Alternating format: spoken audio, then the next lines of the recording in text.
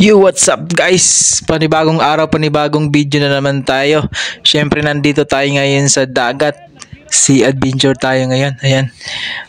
Pupunta tayo para magsugba, mangilaw sa dagat. At ito na nga ang ating kikilawin. Meron tayo diyang sea urchin. Ito yun kung tawagin sa amin. Tsaka ayan, igihimbisan ni Dondon Sinining yung isda. Lobster, tinulang lobster. Yan. Sasabawan na yan. Kasi nakahaling na dyan yung kasama natin ng kayo. Nakahaling na lang kayo. Kaya medyo maliit lang yung lagayan namin. Kaya medyo nag-awas-awas talaga yung sinabaw na lobster dyan. At ito naman nga yung kinilaw ni Dondon Sinining. Ayan. Sariwang sariwa. Yan. Kakapana lang. Ayan. Kilaw agad. At yung isda na yan nakikita nyo na mahaba. Kung tawagin sa amin dyan ay il. Tsaka yan, susugbahin yan. Itong kinilawan, daming kinilaw dyan.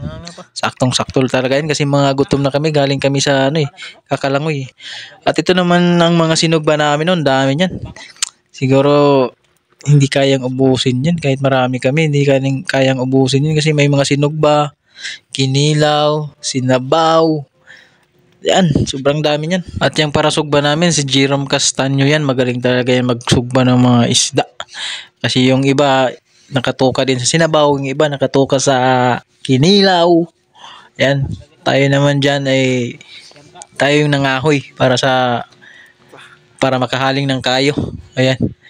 So ayan guys, kung mapapansin nyo at papansinin nyo, nandito kami sa tabing dagat. Dito, mabato kasi dito, kaya mabato tsaka mabuhangin.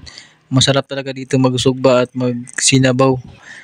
Tsaka napakaganda ng dito ng venue. So ayan na guys, luto na yung namin, sinabaw at sinugba, kaya ready to eat na yan. Yung mga kanin namin dyan guys, galing pa yan sa gabi, niluto sa gabi, kaya bahaw talaga yung dala namin dito. Iya kami dala ng bahaw.